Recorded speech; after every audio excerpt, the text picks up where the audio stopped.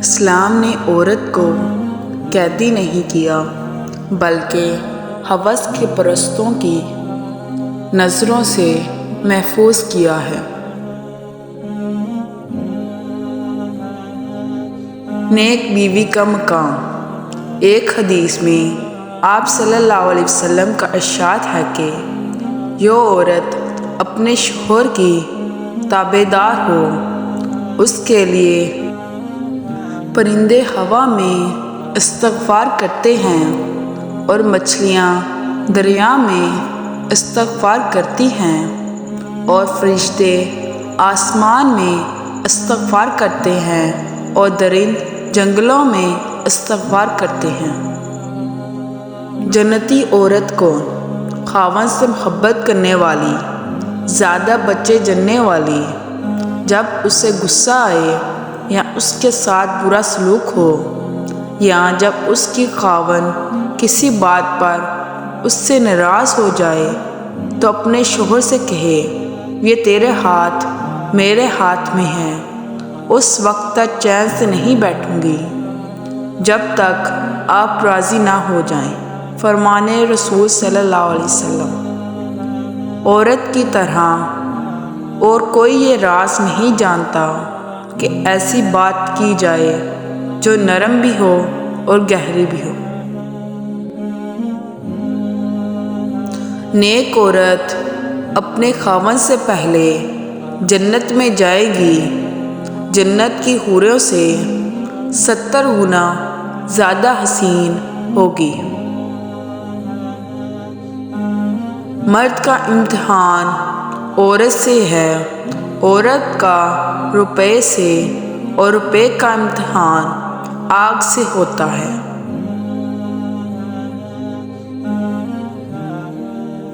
ہم عورت اسی کو سمجھتے ہیں جو ہمارے گھر کی ہو، باقی ہمارے لیے کوئی عورت نہیں ہوتی، بس گوشت کی دکان ہوتی ہے اور ہم اس دکان کے باہر کھڑے ان بھوکے کتوں کی طرح ہوتے ہیں جن کی حوس زدہ نظر مسلسل گوشت پر ٹکی رہتی ہے۔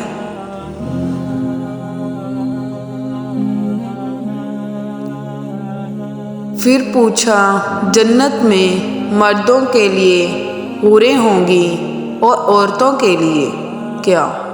جواب ملا بے مثال حسن ہوگا کہ حسن ایک عورت کی سب سے بڑی خواہشوں میں سے ایک ہوتا ہے۔ اپنا گھر ہوگا کہ گھر کی خواہش مردوں سے زیادہ عورتیں کو ہوتی ہے۔ تعریف ہی تعریف اور پاکیزگی ہی پاکیزگی ہوگی اور جس چیز کی وہ خواہش کریں گی وہ سب کچھ ہوگا۔ عورت کو ذمہ دار نہ ٹھہرائیں۔ ارشاد باری تعالیٰ، وہ اللہ جسے چاہے بیٹیاں دیتا ہے، جسے چاہے بیٹا دیتا ہے، یا بیٹیاں اور بیٹوں دونوں سے نوازتا ہے، اور جسے چاہے بے اولاد کر دیتا ہے۔ پہلے شرم کی وجہ سے پردہ کیا جاتا تھا اور اب پردہ کرتے ہوئے شرم آتی ہے۔ بے شک پکڑ تیرے رب کی بہت ہی سخت ہے۔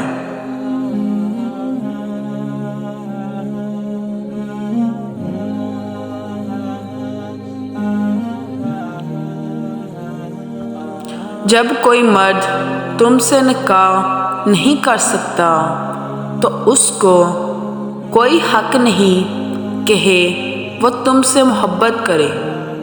مکہ لوگ صرف 2 دن کی ہوس والی دوستی رکھتے ہیں۔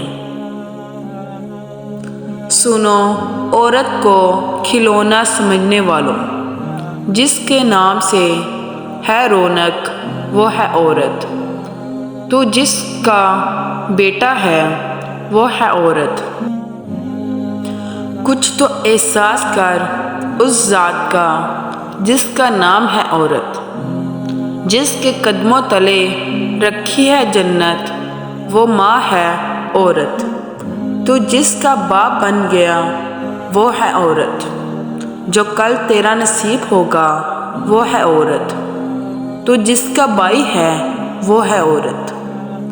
جب کوئی عورت بچے کی پیدائش کے وقت تکلیف سے چیخ رہی ہوتی ہے، تڑپ رہی ہوتی ہے، تو میرا دل چاہتا ہے کہ میں اس وقت اس کے چھور کو لا کر ادھر کھڑا کروں، تاکہ اسے پتہ چلے اس کی بیوی اس کی نسل کی خاطر کیسے تڑپ رہی ہے، تاکہ اسے بعد میں وہ زندگی میں کبھی نہ کہہ سکے کہ تم نے کیا ہی کیا ہے میری خاطر، تم نے اولاد پیدا کر کے کوئی انوکھا کام نہیں کیا، کبھی اسے گھر سے نکال دینے اور طلاق دینے کی دھمکی نہ دے، ایک پل میں نہ کہہ دے اس کے ماں باپ کو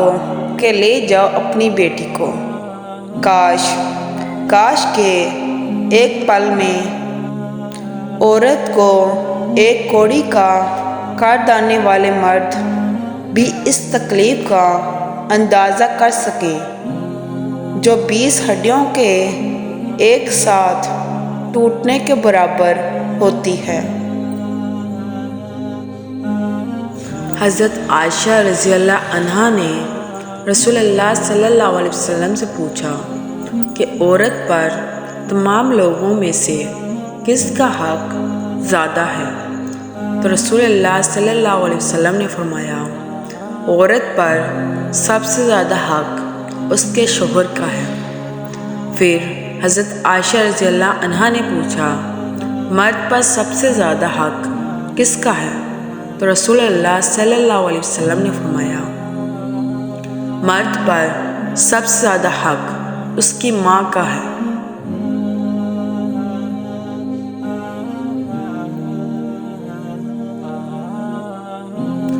عورت میں پہلے محبت پیدا ہوتی ہے اور پھر خواہش، مرد میں پہلے خواہش پیدا ہوتی ہے پھر محبت۔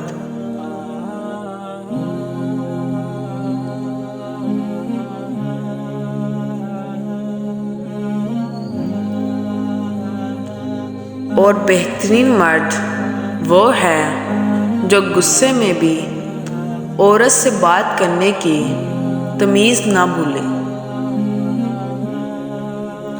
سر پر دوپٹہ رکھنے سے عورت اللہ کی رحمت کے سائے میں رہتی ہے۔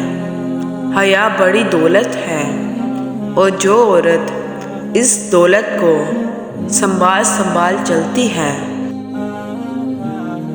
کبھی کنگال نہیں ہوتی، نہ حسن کے معاملے میں نہ کشش کے معاملے میں۔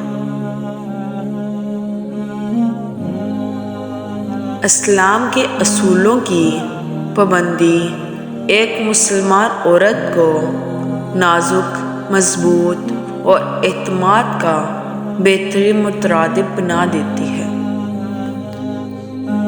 عورت جب تک مرد سے دور رہتی ہے تب تک وہ مرد کے لیے سب سے زیادہ حسین، دلکش اور نایاب چیز ہوتی ہے، لیکن جب عورت محبت کا اقرار کر لیتی ہے تو اسی وقت مرد کی نگاہوں میں عورت کی اہمیت اور دلچسپی پہلے کی نسبت کم ہو جاتی ہے، اور عورت کی نگاہوں میں مرد کی اہمیت بہت بڑھ جاتی ہے، کیوں نہ کہ عورت قرار کر کے قیدی ہو جاتی ہے اور مرد قرار سن کر آزاد ہو جاتا ہے۔ وہ جھونپڑی جہاں عورت مسکراتی ہے اس عالیشان محل سے بہتر ہے جہاں عورت روتی ہے۔